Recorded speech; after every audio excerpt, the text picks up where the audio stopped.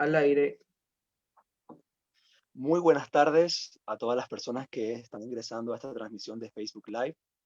Hoy es sábado 12 de septiembre y como todas las semanas tenemos distintos invitados relacionados con la psicología analítica, a quienes pues invitamos para que participen y nos muestren, ¿no?, una mirada acerca de este gran universo teórico que nos ha brindado Carl Jung, ¿no? Entonces, en esta oportunidad vamos a estar hablando sobre tarot, mitología y psicología analítica, y hemos traído pues a un gran invitado. No es más y nada menos, no es más y nada menos que psicólogo clínico, analista junguiano y tarósofo Francisco Prado, de Ecuador. Entonces, bueno, quiero saludarlo, profesor, y dar una bienvenida al espacio. Gracias, Jorge, por la invitación. Es un placer estar aquí compartiendo con Eleusis. Y bueno, vamos a ver qué sale de la conversación. Resulta que las pasiones de mi vida son la psicología de Jung y el tarot. Entonces, es un matrimonio maravilloso. Sí, sí. Bueno, de hecho, la primera pregunta que había preparado es precisamente hablar un poco acerca de esta relación, ¿no?, del tarot, la mitología y la psicología analítica. ¿De qué manera se vinculan estas tres? Bueno, se vinculan totalmente a través del tarot porque, digamos, en la psicología analítica se habla de las potencias arquetípicas, de los dioses arquetípicos, de los arquetipos, ¿no? Decir arquetipo, decir Dios es prácticamente sinónimo, es lo mismo, ¿no? Entonces, en el tarot vamos a encontrar arcanos, que son misterios, secretos. Arcano quiere decir secreto y misterio. Y la palabra arquetipo está totalmente relacionada con el arcano, ¿no? Arca, arque, arcaico, primero, primario. Entonces, al decir tarot, mitología y psicología analítica, estamos hablando de lo mismo, del reino de los arquetipos, del reino de los dioses, del reino del inconsciente colectivo. Mm.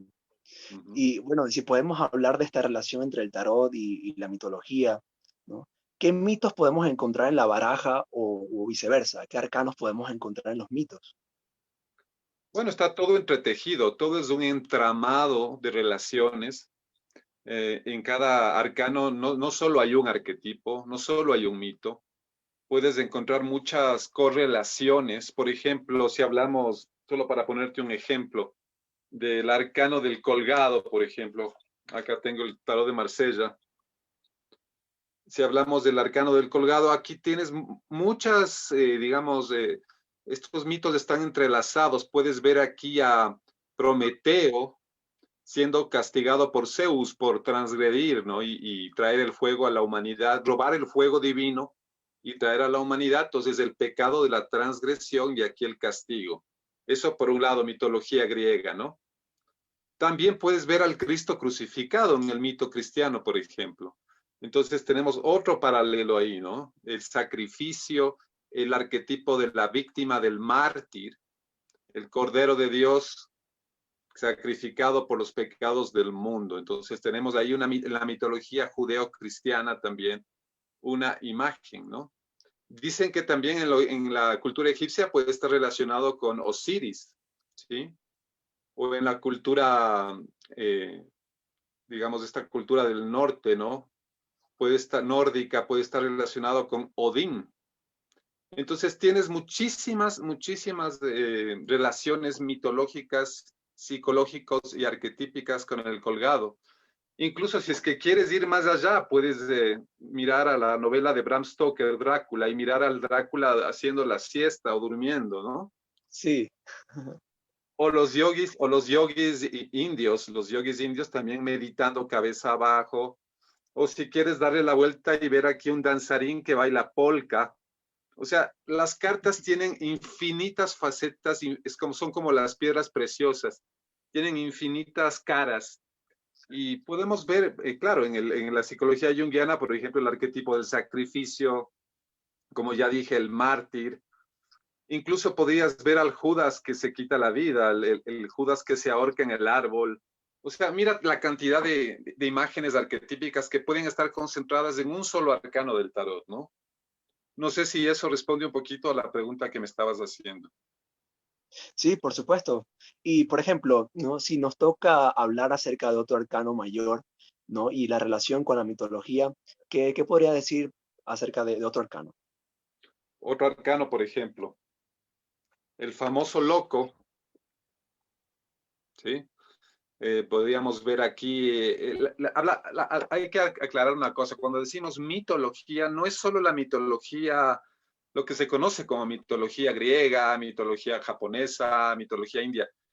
En la palabra mitología entran las religiones, ¿sí?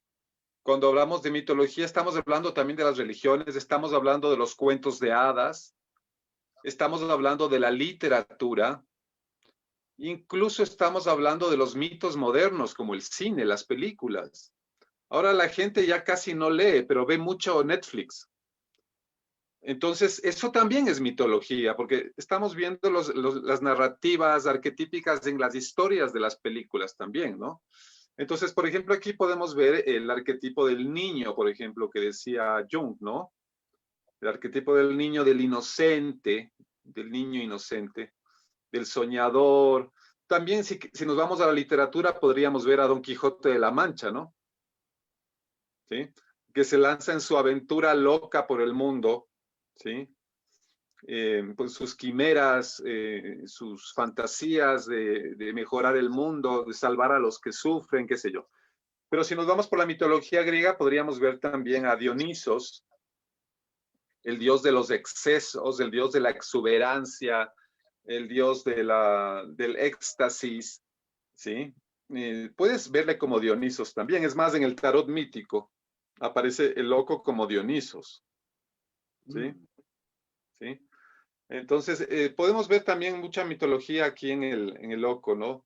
El Peter Pan, por ejemplo, en la novela de Barry, de el Peter Pan, porque es la dimensión del inconsciente, donde no hay ni tiempo ni espacio. El reino de Peter Pan, el Neverland, ¿no? El reino del siempre jamás, por ejemplo. Que la dimensión del loco es esa, es la dimensión de lo inconsciente, en donde no hay límites. Y esto tiene su lado positivo y su lado negativo también, su peligro, ¿no? Entonces podrías ver también al adolescente eterno, y hablando de la psicología junguiana, ¿no? El Peter Pan, el que no quiere crecer, el principito, el libro del principito, ¿no? El niño eterno. Es más, el autor del principito, Antoine de Saint-Exupéry, era un adolescente eterno, ¿no? Entonces él escribe el principito y aquí podríamos ver también al principito. O sea, fíjate en el loco también todo lo que puede ir saliendo, el viajero. Hay muchos arquetipos, el vagabundo, el viajero, el peregrino, ¿sí? El temerario, el que se lanza a los riesgos, el adolescente, el niño, etcétera, etcétera, ¿no? Sí. Em, bueno, cuando lo escuchaba se me venía a la mente, ¿no? Em, Estos ejemplos que usted colocaba sobre la presencia de estos arcanos o arquetipos en la cultura popular, ¿no? Pero es también posible que las personas que también forman parte de esta cultura, hablo de personas como tal, y no de personajes creados, personajes literarios o personajes del cine, puedan también encarnar estos arquetipos, encarnar estos arcanos. Por supuesto, es que de eso se trata la psicología, ¿no?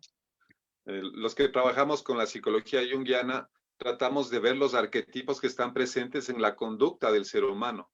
Porque recordemos que el arquetipo no solo es una imagen simbólica, no solo es una imagen universal, el arquetipo también es un patrón de comportamiento, ¿no? Jung trabajó muchísimo la relación entre los arquetipos y los instintos y dijo que los arquetipos eran como instintos psicológicos.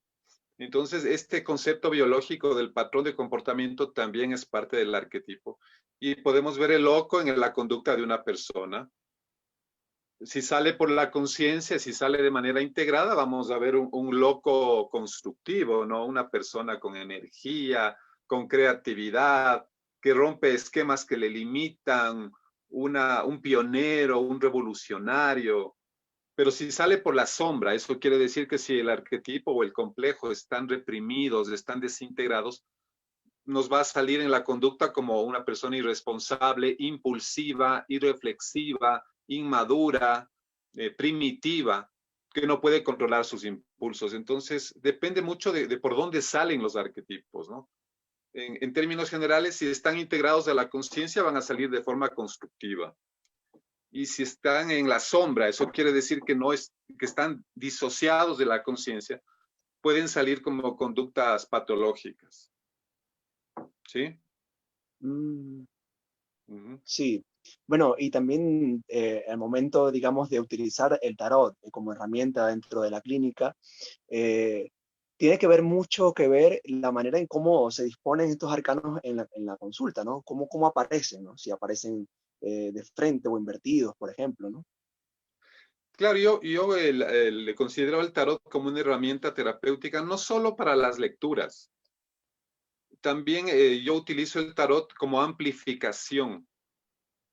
Para entenderlo, es el método junguiano de la amplificación, como Jung hacía con los motivos mitológicos, con los mitologemas, que aparecían, por ejemplo, en los sueños de los pacientes, en la fantasía de los pacientes o en los síntomas, en el comportamiento de los pacientes. Entonces, él veía el mitologema. Por ejemplo, una señora sueña que está en un bosque oscuro y que se le acerca a un felino. No alcanza a distinguir si es un león o es un tigre.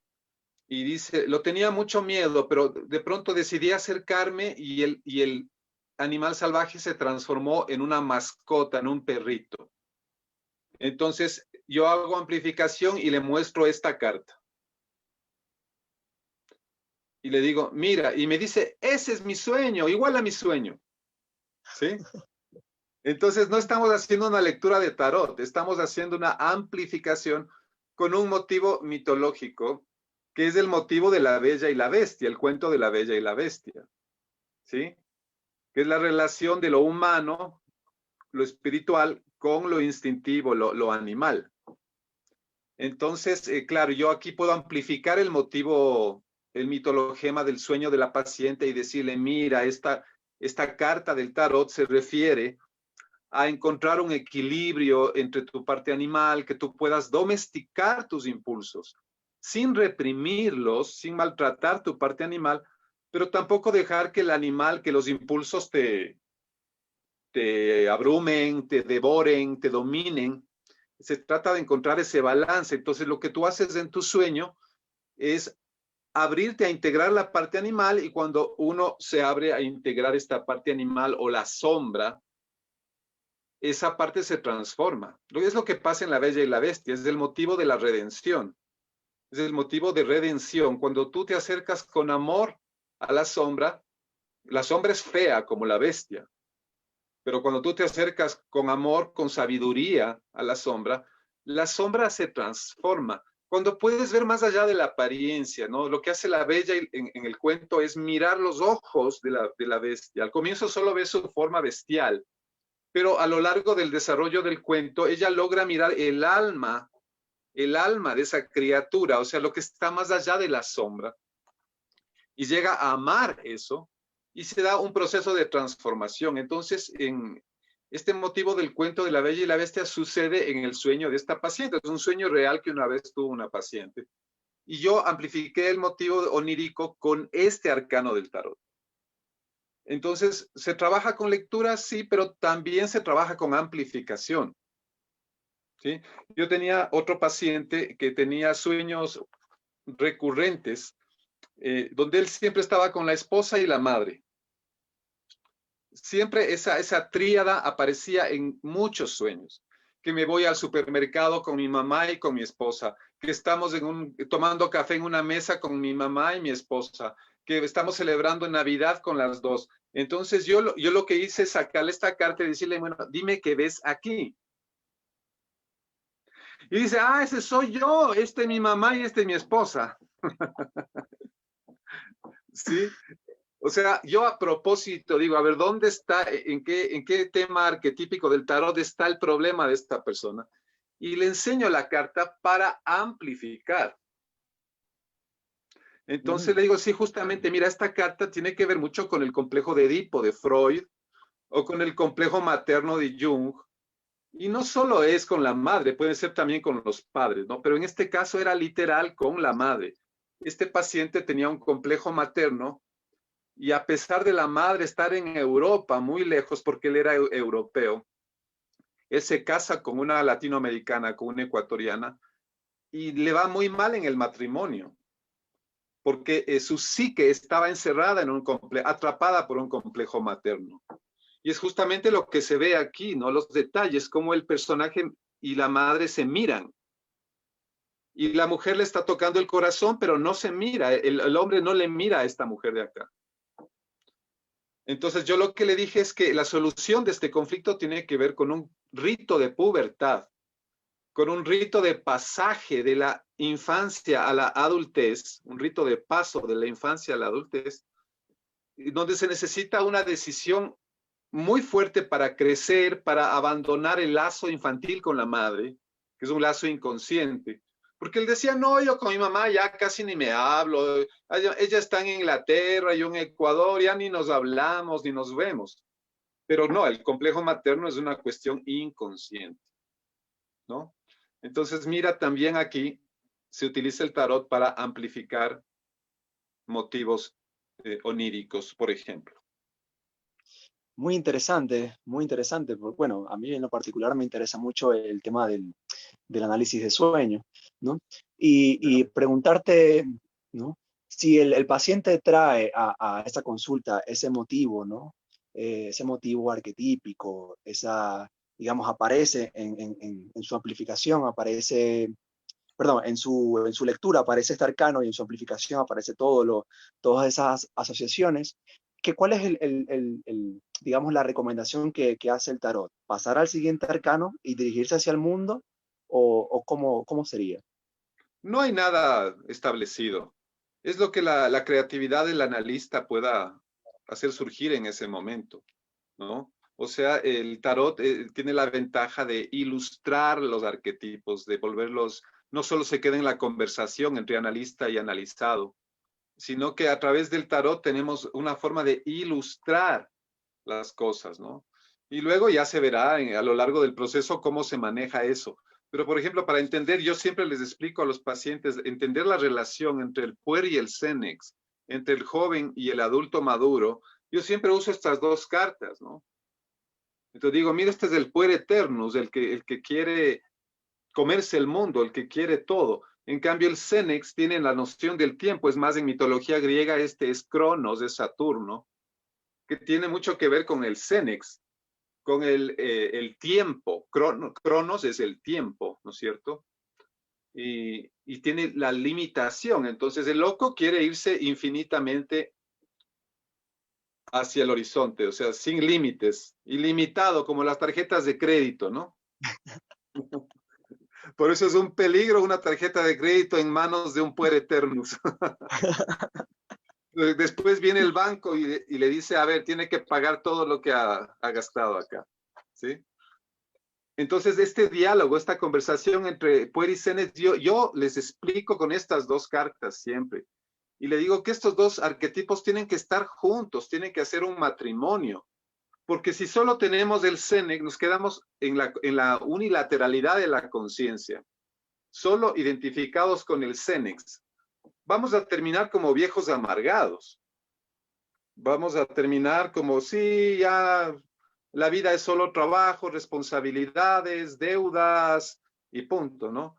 Si nos quedamos solo con el loco, entonces, claro, la vida solo es placer, solo es impulso, no hay compromiso, el terror al compromiso, ya sea con la pareja, con el trabajo, con la vida. O sea, en la unilateralidad cada uno saca su lado destructivo, su lado sombrío, pero en la integración, en el matrimonio del puer y el cenex, del loco y el ermitaño, cuando se juntan van a sacar lo mejor de cada uno de los opuestos. ¿Sí? Cuando están juntos los opuestos, cada opuesto saca su lado constructivo, su lado creativo. Cuando están disociados, unilaterales, cada uno saca su lado destructivo. Entonces, yo uso mucho el tarot en terapia para ilustrar, ejemplificar las relaciones entre los arquetipos, la dinámica arquetípica y simbólica de la psique de la consultante o del paciente, ¿no? Sí, cuando colocabas las cartas una delante de la otra, ¿no? El loco mira al ermitaño, pero también existe la posibilidad de que se den la espalda mutuamente, ¿no? Claro, pero en realidad no lo mira, o sea, el ermitaño le mira, porque el loco está mirando para arriba. No sé si la Ujú. iluminación está bien, a ratos Sí, como sí, que sí, sí se ve. está muy bien, está muy bien. Entonces, claro, el Sí, ermitaño le mira al loco, porque el ermitaño confronta las cosas. Pero si ves que el loco acá en Ecuador decimos, se está haciendo el loco, se hace de la vista gorda, claro. se Oye. hizo el loco. O sea, como que no es conmigo, ¿no? Entonces, en realidad, ahí tal vez se mirarían. Mm, Pero como tú dices, claro, a veces en las lecturas los arcanos salen así. Entonces, con el método de Jodorowsky, que es el método de las miradas, el de Kamuan Jodorowsky, las miradas. Entonces aquí el loco le da la espalda, ¿no? Mutuamente se dan la espalda. Eso quiere decir que los arquetipos no quieren integrarse, están disociados, hay una escisión entre los dos arquetipos. Se puede y interpretar así. justamente, claro, y entonces digamos que en la consulta lo que se buscaría, ¿no? Es poder integrar estos opuestos, ¿no? Bueno, sí, la meta de la psicología junguiana es el proceso de individuación, cuyo objetivo es llegar a acercarnos al sí mismo, al arquetipo del sí mismo, representado en el tarot por el mundo.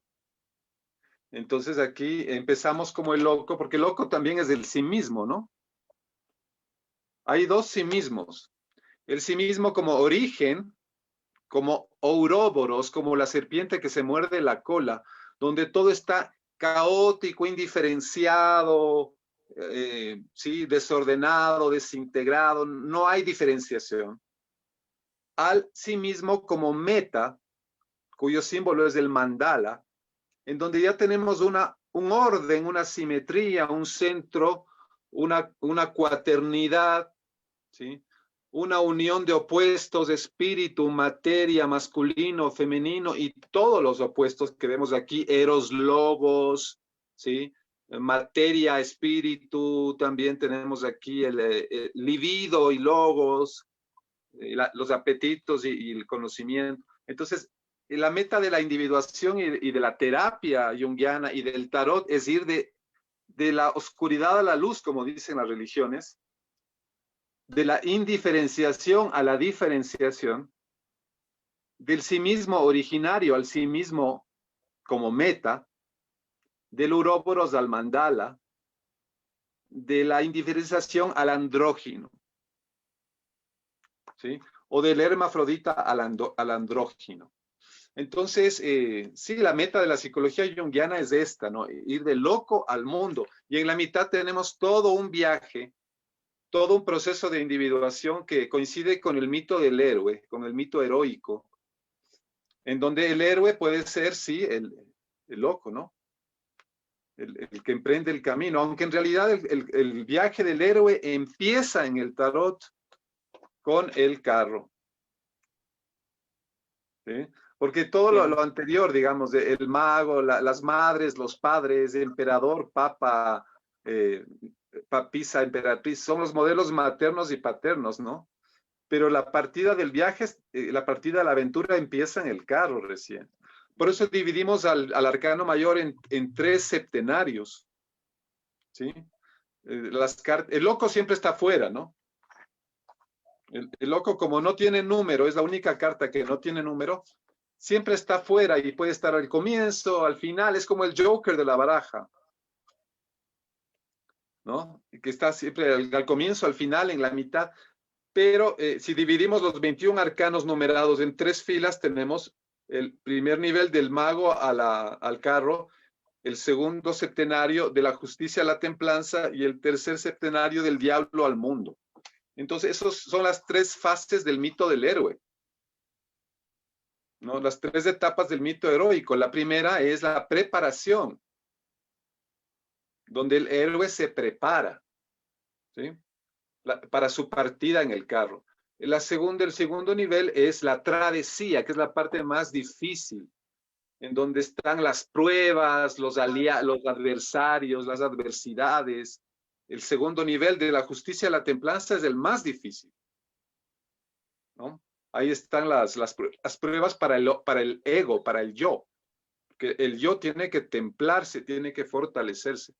Y en el último nivel ya tenemos lo transpersonal, en donde empezamos con el diablo, que puede representar el ego, o el daimon, que es la creatividad profunda. Y a lo largo de todas las cartas, ya torre, estrella, luna, sol, juicio, mundo, tenemos un proceso transpersonal de trascender el ego para irnos acercando al sí mismo. Entonces, la meta de la psicología junguiana y de la mitología y del tarot es crear un eje entre el ego y el sí mismo, ¿sí? O si quieres, el ego puede ser también el mago, ¿no? Porque a veces el loco es más el inconsciente que el ego. Pero si quieres, entre el héroe y el sí mismo, ¿no? Entonces, es lo mismo. Mitología, tarot y psicología analítica son tres maneras de decirlo, el mismo proceso. ¿Sí?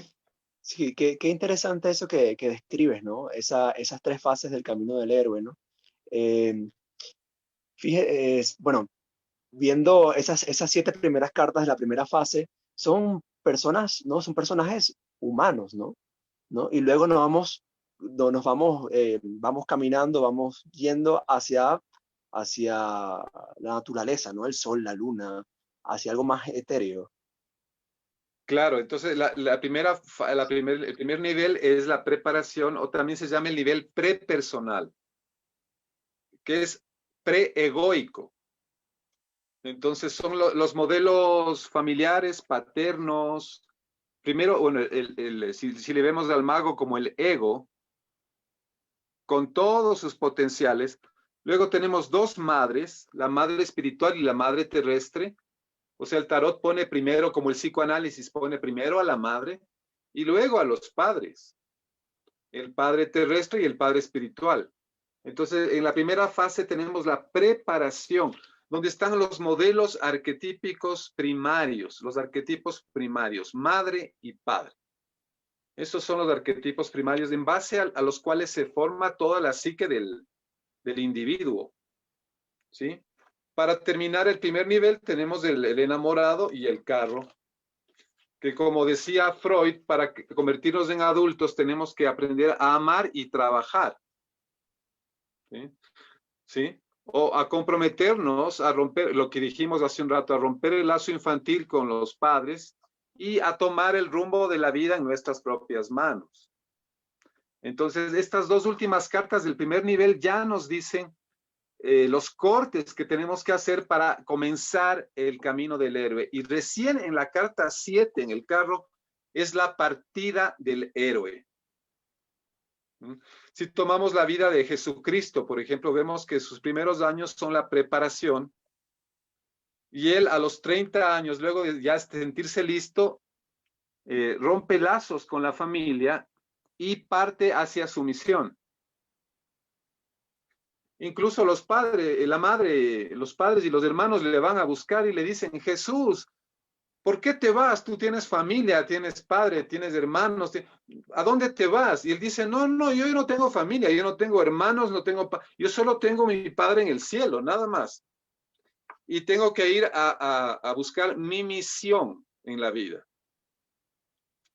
Entonces, este es el mito heroico. El mito en algún momento tenemos que cortar los lazos infantiles con la familia y tomar el rumbo de nuestra vida, la misión de nuestra vida con nuestras propias manos. Eso es el carro.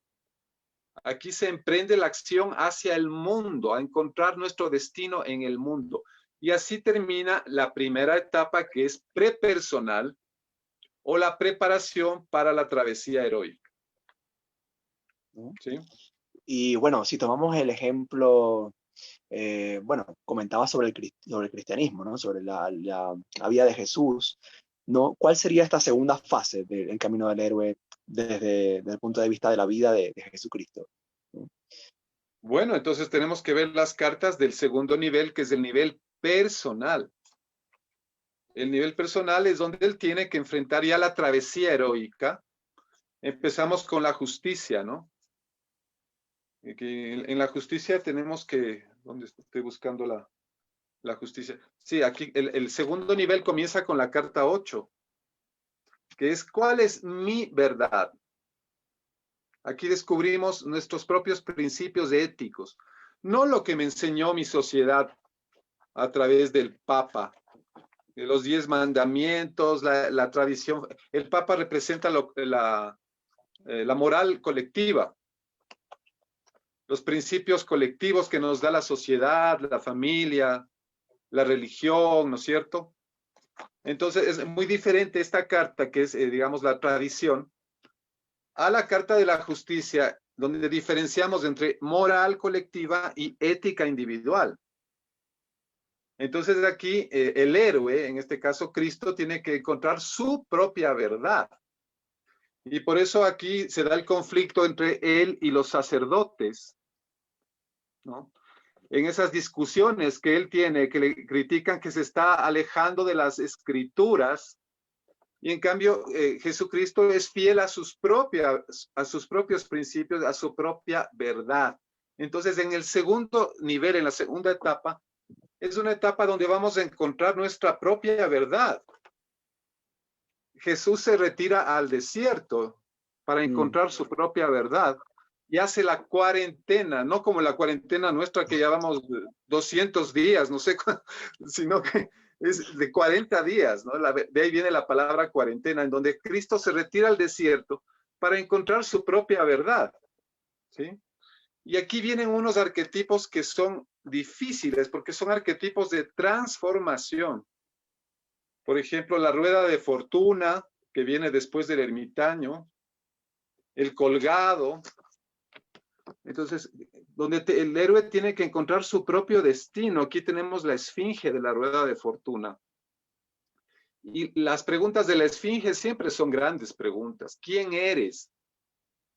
¿Para qué naciste? ¿Cuál es la misión de tu vida? Entonces aquí es este cuestionamiento, ¿no? Y en las cartas que vienen, entonces ahí viene ya las pruebas de la vida, ¿no? ¿Sí? La crucifixión, ¿no? La muerte. La muerte. ¿Sí? La transformación. Estas cartas nos enseñan que en la vida, y esto es buenísimo para la pandemia que estamos pasando ahorita, que la vida son ciclos, que la vida son etapas, que nada es permanente. Como dicen los budistas, lo único permanente es la impermanencia. La impermanencia, sí. Entonces aquí estos son arquetipos de transformación, de cambiar de etapas, de gestar una nueva vida, de revolucionar, de deshacernos de lo viejo, de lo vetusto, para encontrar un equilibrio. Entonces el segundo nivel termina con la estabilidad, con el equilibrio de la templanza. Aquí ya tenemos el yo estabilizado. El yo estable. En la última carta de cada nivel vamos a ver cuál es la meta de cada nivel. ¿Sí? Entonces, el primer nivel termina con el carro. Entonces, la meta del primer nivel es sentirnos preparados para enfrentar el mundo. ¿Sí? La última carta del segundo nivel es la templanza. Entonces, aquí logramos una personalidad balanceada, una personalidad estable. Ahora estamos listos para comenzar el nivel transpersonal, donde ya es una cosa, en el mito del héroe sería el retorno, se llama. Del diablo al mundo, cartas muy cósmicas. Ya no son estas son cartas muy mitológicas, muy surrealistas, si se quiere, ¿no? En donde aparecen influencias cósmicas y todo esto. Entonces, en esta fase, como decía Jung, la segunda mitad de la vida es un proceso religioso. El proceso de individuación tiene dos partes. En la primera parte, construimos un ego y una persona, o sea, una máscara. Ahí están las máscaras. Un ego y una máscara para adaptarnos a la sociedad. Pero en la segunda mitad de la vida tenemos que emprender el retorno hacia el sí mismo, o sea, al origen de donde vinimos. Y la segunda mitad de la vida, desde los 40, 50 en adelante, es religiosa porque nos religamos. La palabra religión viene de religare, que es religarnos con la fuente de donde vinimos. Entonces, la fuente es el sí mismo. En el comienzo es el sí mismo indiferenciado y en la meta es el sí mismo diferenciado. Entonces, la última etapa del viaje es el retorno. El volvernos a religar, a reconectar con las fuerzas arquetípicas cósmicas. Cortamos los lazos infantiles con nuestros padres, pero ahora encontramos a los padres cósmicos. Los padres cósmicos. Aquí nos tenemos ya que despojar de las expectativas sociales. Por eso las figuras de la mayoría de figuras de la última etapa están desnudas. ¿Sí? Porque tenemos que deshacernos de todas las expectativas sociales que la sociedad nos ha puesto y llegar a descubrir nuestro verdadero ser. En la estrella se descubre nuestro verdadero ser y ya nos conectamos con una imagen mandálica que va creciendo. Aquí tenemos la estrella, aquí en cambio es un eclipse luna-sol, que sería la coniuxio, la unión de los opuestos cósmicos, y aquí en el sol ya el masculino. Entonces, pasamos a los padres cósmicos, ya no estamos ligados a los padres personales, ahora estamos ligados o religados hacia los padres cósmicos que son luna y sol, que Jung estudió muchísimo en la alquimia, sobre todo en su libro Mysterium Coniunctionis. Él estudia muchísimo el simbolismo del sol y la luna en la alquimia y en la psicología. ¿Sí? Y al final ya, aquí está el eje ego, sí mismo. El ego sale de sus condicionamientos, esos padres personales, ¿no?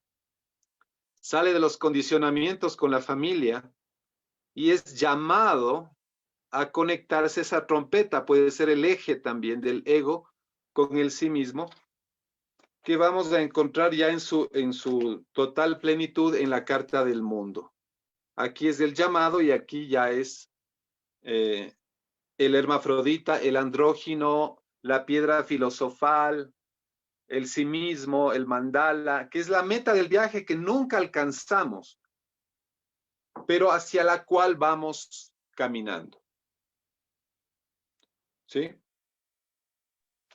Muy interesante, profesor. ¿Y qué relación tendría entonces los arcanos menores? Ahora que hemos conversado sobre los arcanos mayores. Bueno, aquí en la primera y en la última carta del tarot, o sea, la primera carta es del mago, porque el loco, y eso como te digo, el loco se pasea por todo el tarot, ¿no? Y a veces desaparece y nadie sabe dónde está. Entonces, en la primera carta, en la carta 1 y en la carta 21, en la primera y en la última, tenemos los arcanos menores ya ahí. Aquí en la mesa del mago tenemos camuflados, porque el tarot de Marsella es muy ambiguo, el tarot de Marsella no es tan obvio como el Waite-Smith, ¿sí? El Marsella es ambivalente, es ambiguo. Entonces aquí tenemos los 4 palos mezclados, ¿no? El basto está en la mano del mago. Por ahí hay unas copas, por ahí hay unos cuchillos, por ahí hay unas monedas. Entonces, los 4 elementos que coinciden con las 4 funciones de Jung, oros, bastos, ¿no es cierto? Oro sería sensación, bastos sería intuición, espadas sería pensamiento y copas sentimiento. Están aquí en la mesa desordenadas porque acaba de empezar, entonces está todo ahí desordenado. Pero en la última carta ya tenemos los 4 elementos, los 4, la cuaternidad, el arquetipo del cuaternio, ya bien ordenado aquí, ¿no?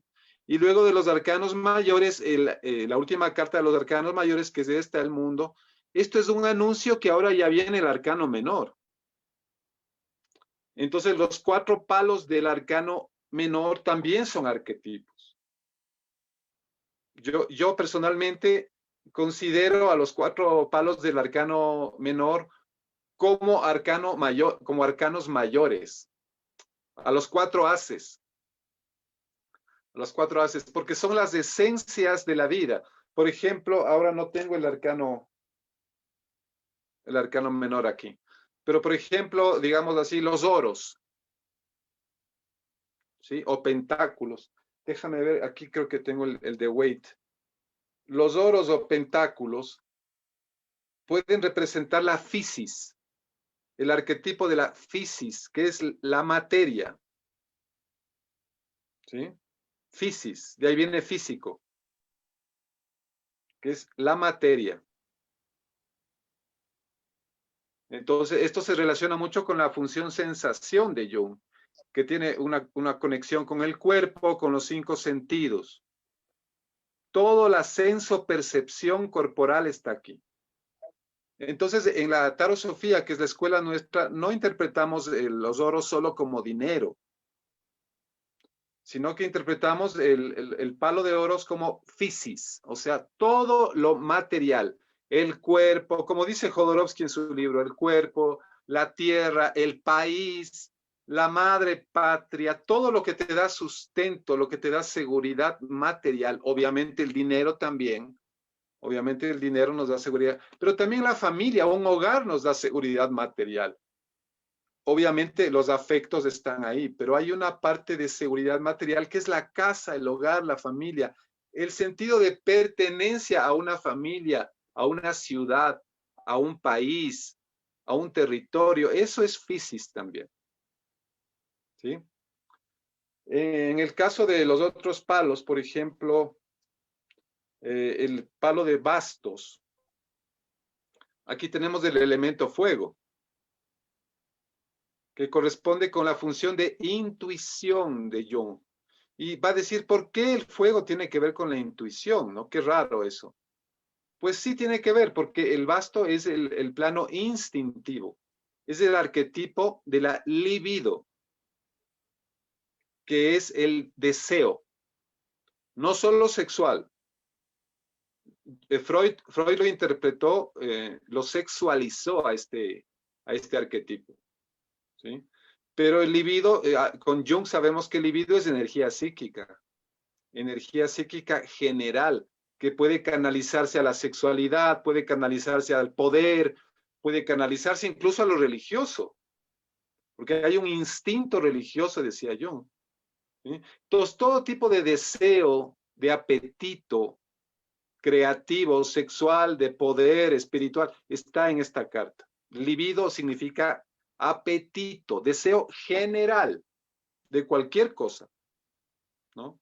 Entonces aquí tenemos la intuición, claro, porque la intuición es esa proyección, esa visión hacia el futuro.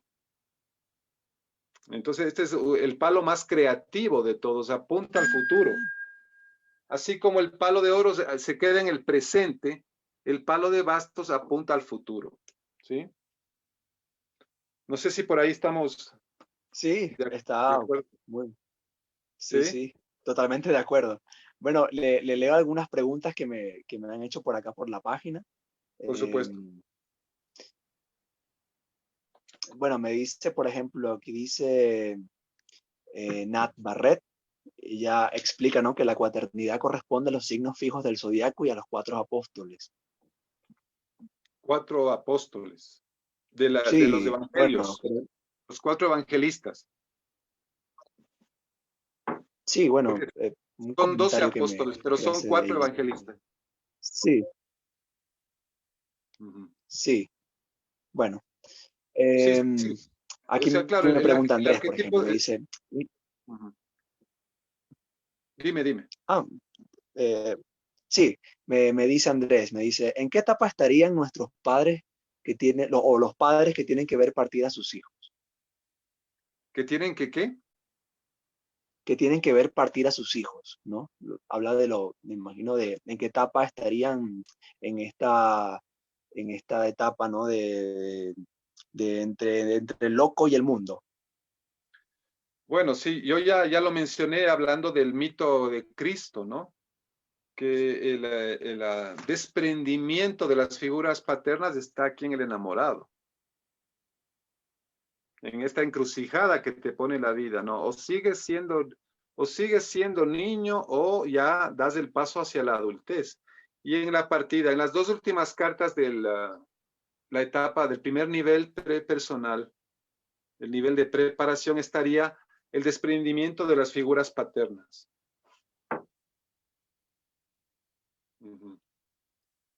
Aquí me pregunta también, bueno, me piden un poco de bibliografía, ¿no? Si es algún libro que pueda recomendar de Campbell, Peterson, Edinger, por ejemplo.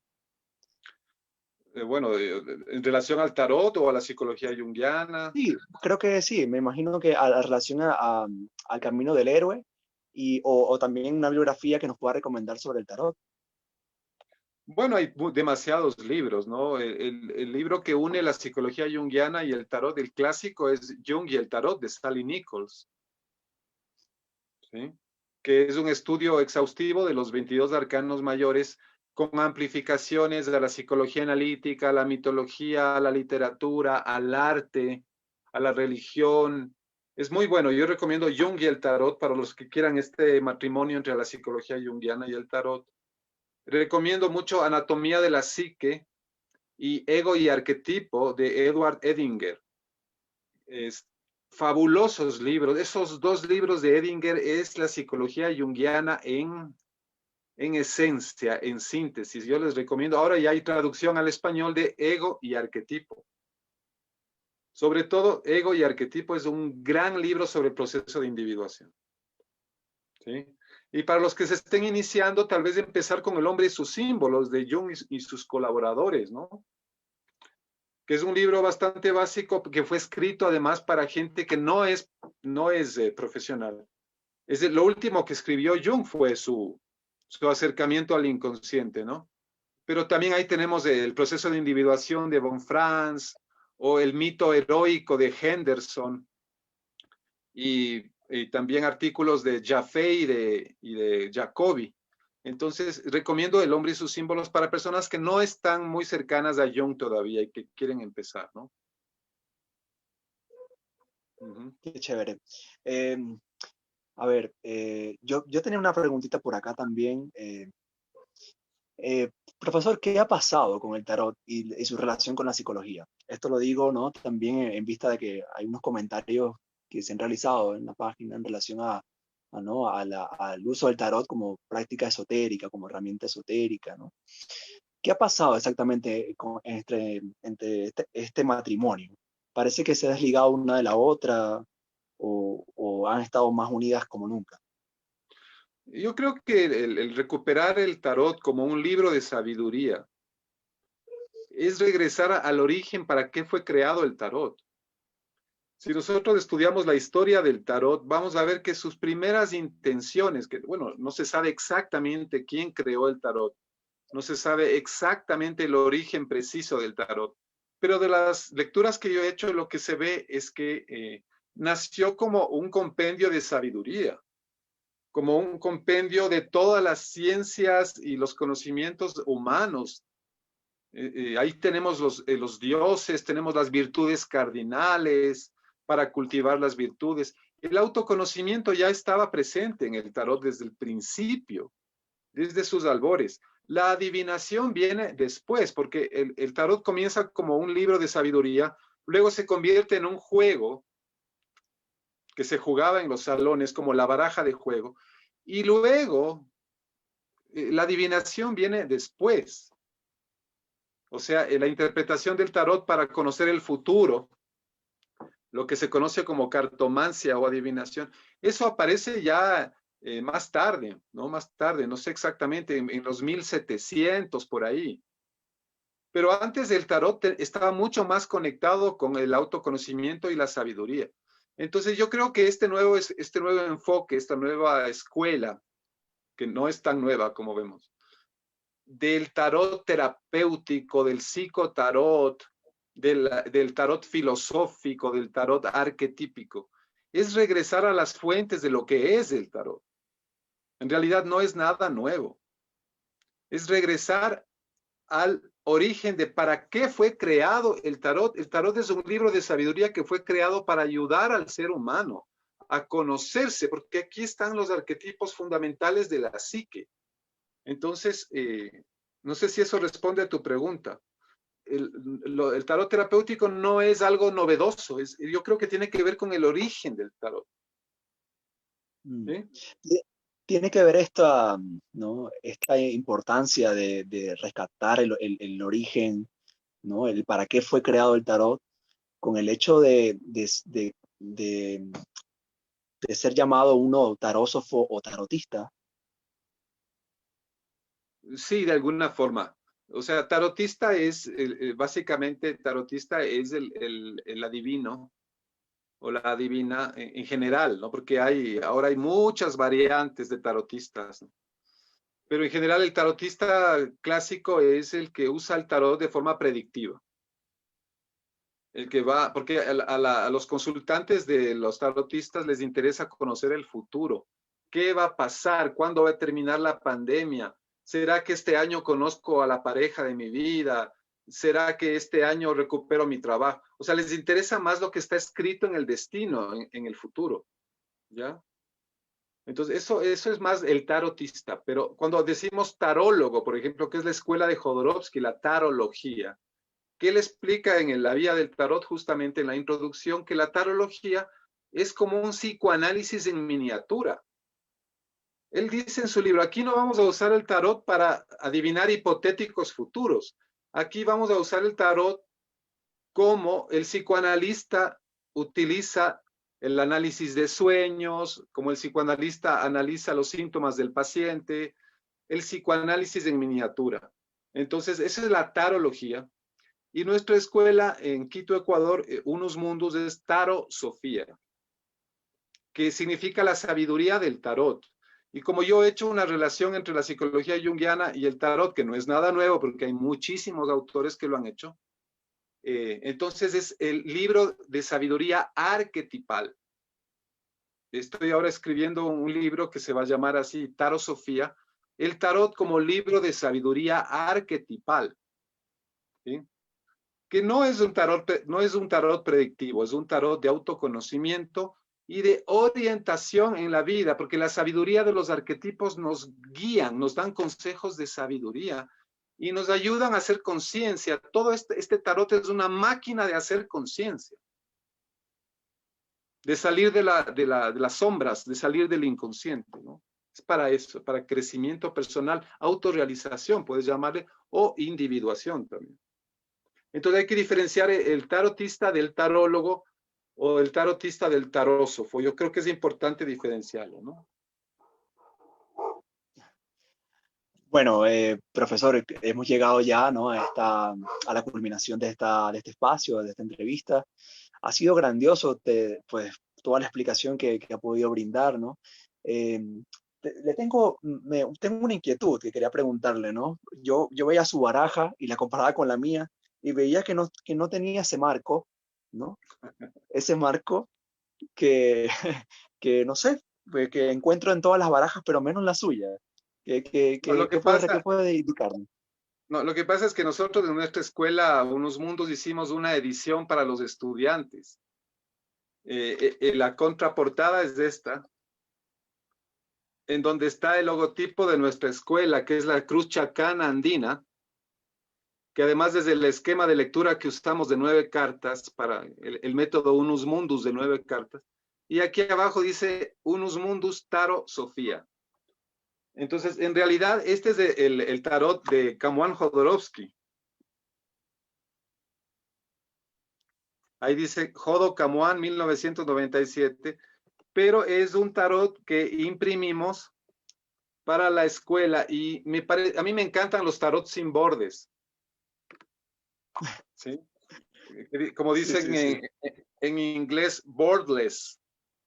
porque permite juntar las cartas y mirarlas más como una continuidad, la una con la otra, ¿no?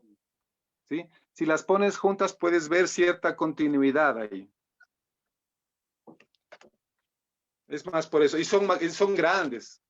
Comparado con una carta normal, son Sí, sí, grandes. sí. ¿Sí? Bastante, bastante grande. Pero es una edición que hicimos para nuestra escuela, para que los alumnos puedan mirar más claramente las cartas. Qué chévere. Bueno, bueno, a todas las personas que nos han estado siguiendo, hemos tenido, bueno, una media como de 35 personas que se han mantenido viendo esta transmisión.